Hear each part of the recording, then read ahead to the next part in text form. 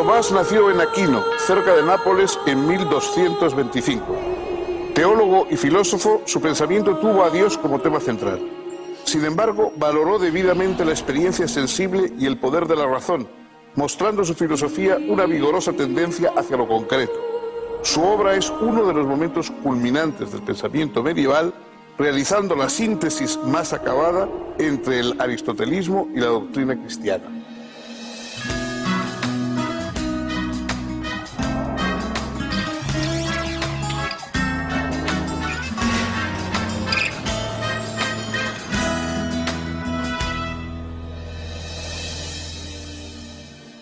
¿Qué tal, amigos? Bienvenidos a nuestro programa de divulgación filosófica. Los filósofos están siempre codeándose con los teólogos, o si quieren ustedes, la teología está planeando siempre también sobre la filosofía. Aristóteles, el propio Platón, han hablado indistintamente de los temas del mundo, de los temas de la realidad, y también han hablado de vez en cuando de la divinidad. Pero a partir de la filosofía cristiana, a partir de que el cristianismo se convierte en la gran ideología de Europa, naturalmente la teología adquiere un carácter, un peso mucho mayor del que había tenido nunca. En primer lugar, porque la teología está al servicio de una iglesia y esa iglesia es muy potente. Es decir, los filósofos normalmente hablan desde su opinión, desde su punto de vista, pero en aquel momento la gran Iglesia católica del medievo era la única y la gran fuente de poder ideológico que había en Europa. Y los teólogos eran los administradores de ese poder, de ese gran poder ideológico que era la religión católica. Dentro entonces de la filosofía había los que pretendían servir a la teología de un modo y los que pretendían servirla de otro, pero pocos de los filósofos de la época escapaban a los planteamientos teológicos.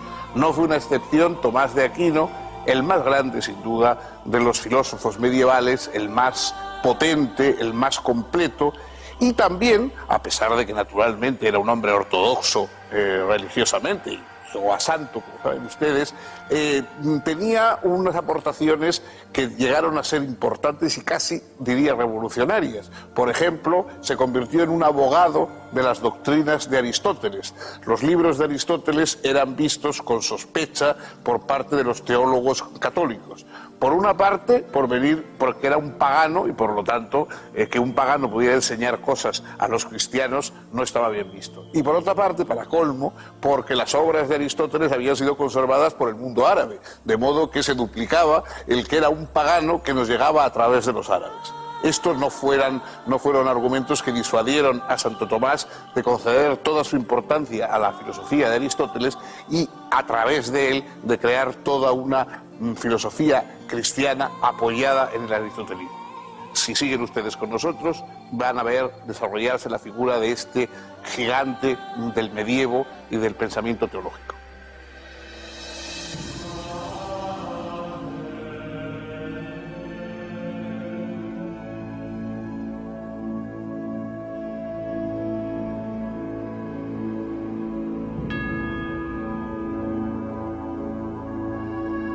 Los padres de Tomás pertenecían a la nobleza. Tuvo 6 hermanos y 5 hermanas, pero su padre decidió preparar al niño para que algún día pudiera ser elegido abad del monasterio benedictino de Monte Cassino. Ello sería conveniente para asegurar la fortuna familiar. Por eso, a los 5 años, lo envió a ese monasterio para iniciar su educación. Tomás permaneció durante 9 años en Monte Cassino y en 1239 fue a la Universidad de Nápoles para continuar sus estudios. Profundizó sus conocimientos de filosofía y se relacionó con algunos religiosos de la Orden de Predicadores, fundada por Santo Domingo de Guzmán. Tomás decidió ingresar en ella, pese a comprender que su familia, que esperaba que hiciera carrera en la jerarquía eclesiástica, no podría estar de acuerdo con tal decisión. La orden dominicana, al igual que la franciscana, no daba a sus miembros más futuro que el de frailes mendicantes.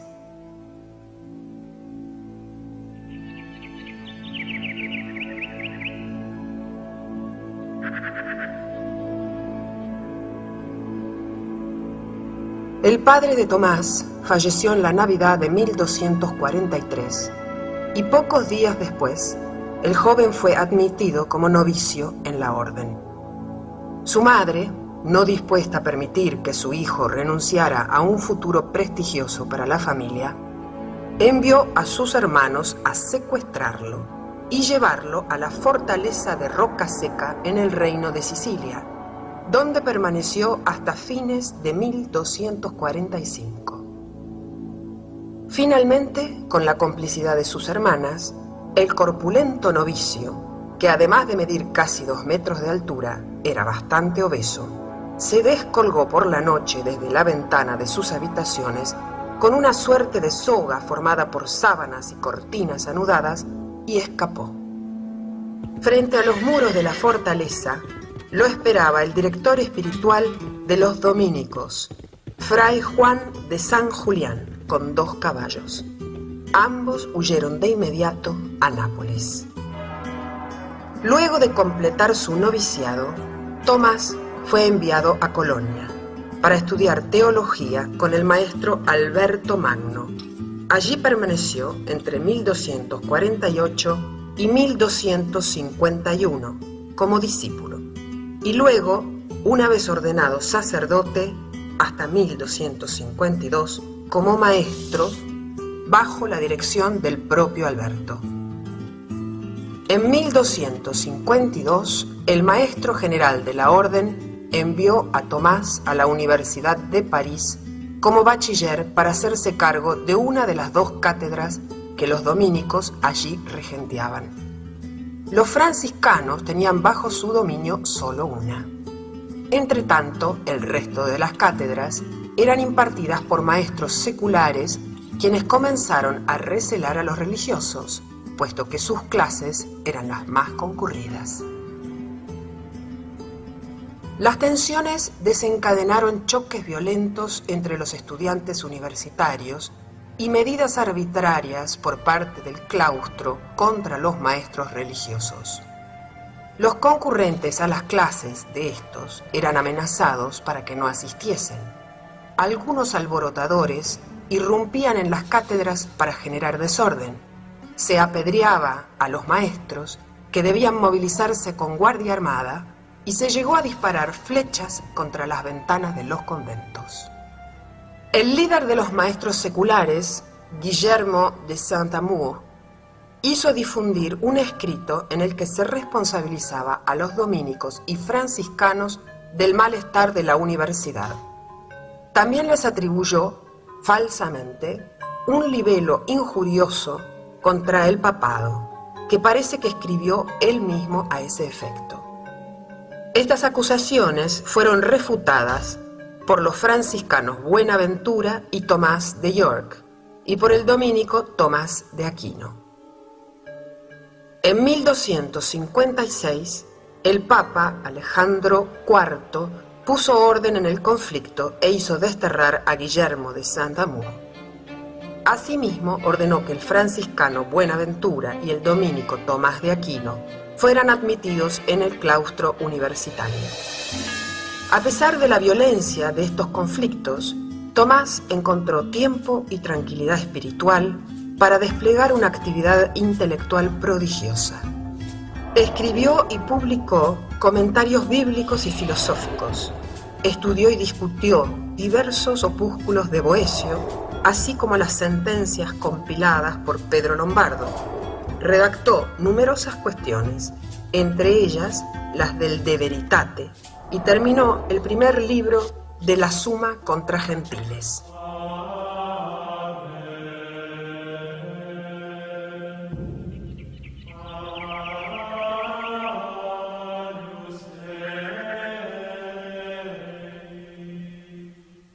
Entre 1259 y 1268 fue enviado por su orden a Italia y nombrado predicador general en el capítulo de Nápoles.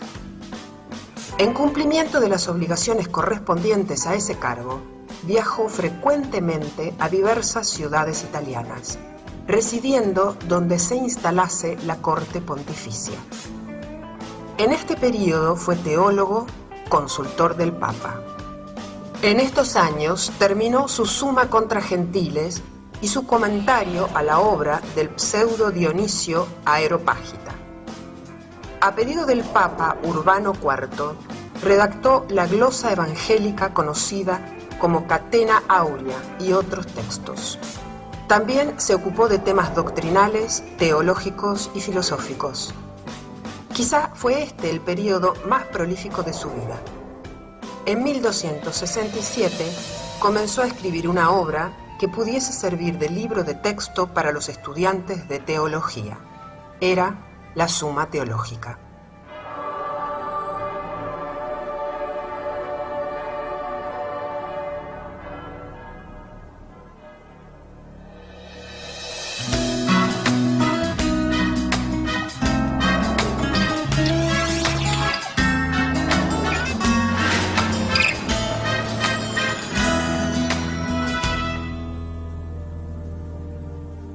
La primera dificultad, la dificultad esencial que presenta la teología como motivo de estudio a un racionalista es que sería la única de las ciencias que no sabemos si su tema existe o no existe.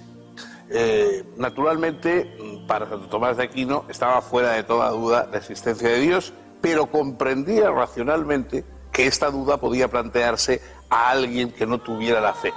Entonces él distingue, por un lado, lo que aporta la fe y una creencia no discutida en Dios. Pero en cuanto se pone a actuar como filósofo, aun dentro de su teología, comprende la objeción de los que pueden poner en duda la existencia de Dios y hizo esfuerzos realmente extraordinarios por probar la existencia de Dios.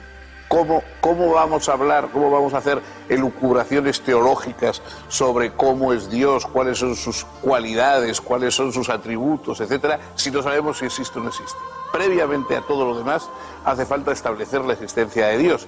Y una de las piezas más conocidas de la inmensa obra de Santo Tomás son las 5 vías, las 5 pruebas de la existencia de Dios. Las 5 vías se reducen un poco siempre a lo mismo, es decir, existe la realidad, existe el mundo con una u otras perfecciones, alguien tiene que haberlo hecho. Si vamos remontándonos vemos que cada cosa, cada árbol da lugar a nuevas semillas y nuevos árboles, cada animal engendra nuevos animales, etc. Todo tiene como un proceso, pero en un momento debe haber un comienzo y ese comienzo tiene que ser un creador que no haya sido previamente creado y todas esas vías, cree él racionalmente, llevan a esa conclusión del creador final. Bueno, en su momento esto fue, ya era audaz el querer probar la existencia de Dios, puesto que de alguna manera aceptaba que hubiera quien dudase de ella, de modo que no hay que quitarle importancia a la audacia de alguien que decide probar la existencia de Dios por si acaso es necesario. Obviamente la historia no ha aceptado en gran parte las vías que se deben a una física antigua y a unos conocimientos muy dudosos sobre el mundo y sobre todo a un malentendido, que es que no se puede explicar lo que no sabemos por algo que conocemos aún menos. Es decir, conocemos poco del origen del universo, pero nada de Dios, y por lo tanto decir que Dios explica el origen del universo, se sigue una pregunta inmediata: ¿y quién explica a Dios? ¿No? Este sería el final de la cuestión, pero naturalmente ni Santo Tomás ni su tiempo permitían llegar tan lejos.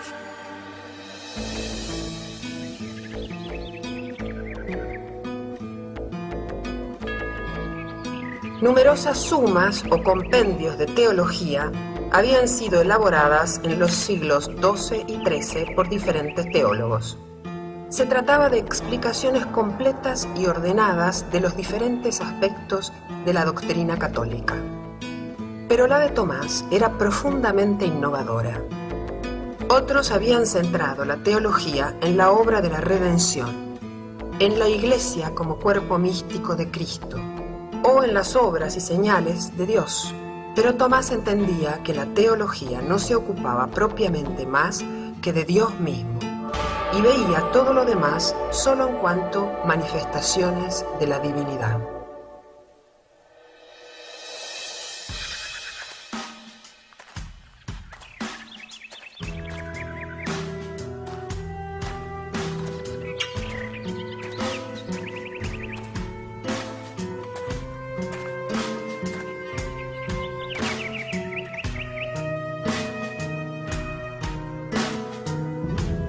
La teología, para Tomás, debe moverse siempre dentro de la fe y explicar con razones la naturaleza de los dogmas.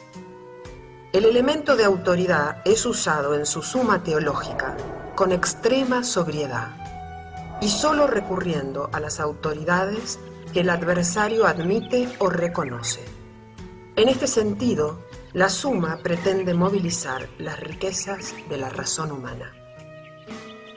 Cada artículo de la suma consta de 4 partes. En la primera parte, quaestio, se plantea el problema en forma concisa. En la segunda parte, disputatio, se exponen los principales argumentos a favor y en contra. En la tercera parte, responsio, se presenta la solución razonada y justificada. En la cuarta parte, vera solutio, vuelve sobre los argumentos expuestos en la disputatio para eliminar las razones falsas y afirmar definitivamente la verdadera solución del problema propuesto originalmente. En 1269, el general de la Orden volvió a enviar a Tomás a París para que se hiciese cargo de la cátedra para extranjeros en la universidad. La situación era crítica, porque por un lado, los maestros seculares, ahora liderados por Gerardo de Abbeville, habían recrudecido nuevamente sus actitudes para con los frailes mendicantes, y por otro lado, los averroístas latinos, así llamados por derivar su conocimiento de Aristóteles a partir del comentarista musulmán Averroés, presentaban, de la mano de Siger de Brabante, un aristotelismo demasiado radical y poco compatible con las doctrinas cristianas. La filosofía aristotélica había desaparecido del horizonte cultural europeo occidental durante varios siglos. Solo la lógica había sido conservada y cultivada. Al traducirse al latín durante el siglo XII la obra de Averroés y otros comentaristas musulmanes, los textos aristotélicos fueron recuperados, produciendo una profunda crisis en el ambiente escolástico. Algunos autores se habían convertido a esa versión mahometana de Aristóteles, a pesar de incurrir en doctrinas que no parecían admisibles desde la fe cristiana. Esas actitudes suponían el riesgo de que el aristotelismo fuese condenado por la Iglesia como contrario a la fe. Tomás entendía que no se podía renunciar a Aristóteles, sino que solo cabía corregirlo y depurarlo. Por ello encargó a Guillermo de Moerbeke, dominico y helenista, que tradujera directamente del griego, lo más fielmente posible, los libros de Aristóteles. A la vez acometió la tarea de defender al filósofo tanto de quienes lo seguían irreflexivamente como de quienes lo rechazaban por fidelidad a cierto tradicionalismo platonizante o hasta irracionalista. No era una tarea sencilla. La Santa Sede prohibió los libros aristotélicos hasta que fuesen corregidos. Los franciscanos se unieron a los seculares en la condena de todo aristotelismo. En 1270, Tomás sostuvo una disputa pública con el regente de la cátedra franciscana, Juan Peckham, y logró que éste admitiese que la doctrina tomista, a pesar de basarse en Aristóteles, no era contraria a la fe. Poco después, el obispo de París, Esteban Tempier, condenó 13 proposiciones aristotélicas, buscando afirmar así la teología tradicional. Tomás no demoró en probar que dichas proposiciones no eran verdaderamente aristotélicas, sino de sus comentaristas árabes. A la vez escribió un tratado contra las enseñanzas del averroísta Siger de Brabante, quien profesaba la eternidad del mundo y la mortalidad del alma, tan sólido y persuasivo que logró convencer a su antagonista. De hecho, Siger redactó a continuación una obra en la que corrigió su anterior doctrina, expresando su admiración por Tomás. Mientras participaba en estas discusiones, Tomás encontró tiempo para seguir desarrollando una impresionante obra escrita. Además de numerosos opúsculos, comentarios, tratados y cuestiones disputadas, finalizó en 1270 la primera parte de la Summa Teológica y en los 2 años siguientes concluyó la segunda parte.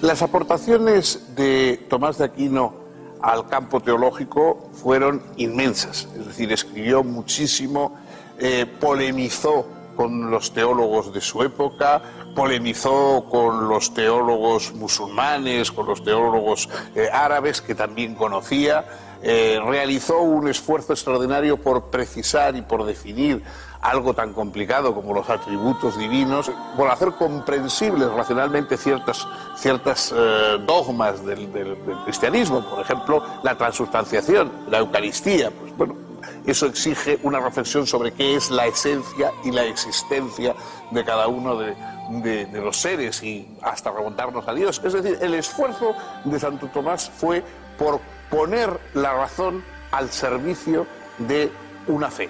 Claro, esto da que él partía de la base de que ya había llegado a la conclusión cuyo camino iba a recorrer.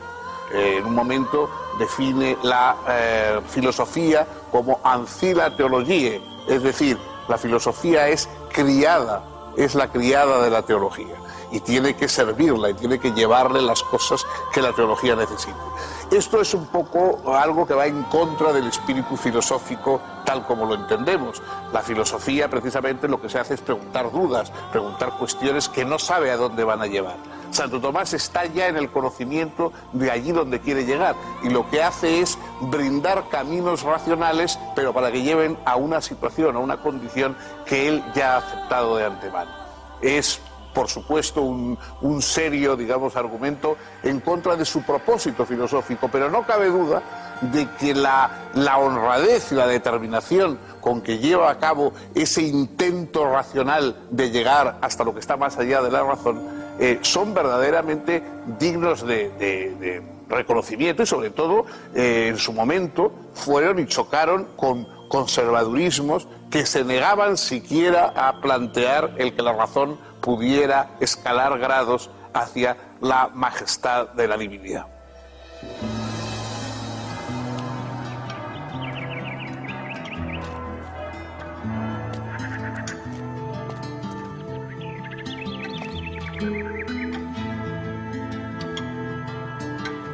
Entre 1272 y 1273 fue profesor en la Universidad de Nápoles. Comenzó a trabajar entonces en la tercera parte de la Summa Teológica, que se ocupa de Cristo. Expone la doctrina del Verbo encarnado y su misterio, como también la de los distintos sacramentos y la de la gloria divina. En marzo de 1273, durante la misa, sufrió un éxtasis profundo y prolongado. A pesar de ser sacudido por quienes lo acompañaban, no volvió en sí inmediatamente, y cuando lo hizo estuvo derramando su llanto por horas, aunque no dijo nada respecto de lo que había experimentado. En los meses siguientes trabajó sin descanso en su obra y dedicó largas horas a orar arrodillado frente a un crucifijo. Finalmente, el 6 de diciembre de ese mismo año, día de San Nicolás, luego de haber concluido la cuestión 90 de la tercera parte de la Summa Teológica, tuvo una nueva experiencia de arrobamiento, aún más profunda que la anterior. De inmediato, archivó en un armario papel, plumas y tintero. No trabajó más en la Summa Teológica ni en ningún otro texto. Cuando sus colaboradores le pidieron que terminase el trabajo, pues era muy poco lo que faltaba, solo respondió que no podía. Finalmente dijo a su secretario, Fray Reginaldo de Piperno, que después de lo que había experimentado, le parecía innecesario todo cuanto había escrito a lo largo de su vida. De hecho, la Suma Teológica fue completada después de su muerte, haciéndose cargo Fray Reginaldo de la redacción de las últimas páginas, a partir de los borradores del propio Tomás.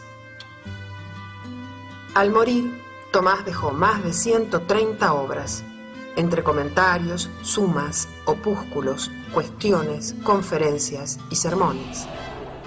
Más de 890 lecciones sobre libros de Aristóteles, más de 1650 lecciones sobre la Sagrada Escritura y alrededor de 3000 artículos sobre las secuencias. Su Suma contra Gentiles consta de 463 capítulos. La Suma Teológica tiene 512 cuestiones y un suplemento que comprenden 2652 artículos en los que aparecen expuestos y resueltos más de 10.000 argumentos. En 1323, el Papa Juan XXIII procedió a la canonización de Tomás, afirmando que cada uno de los artículos de su Suma Teológica era ya un milagro.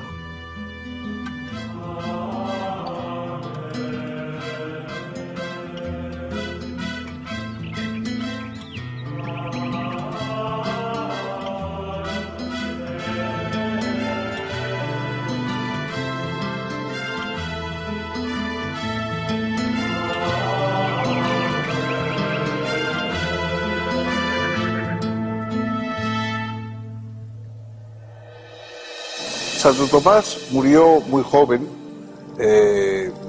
camino en Roca Seca, camino de un concilio, y sorprende al ver la magnitud enorme de su obra constatar que solo vivió 49 años.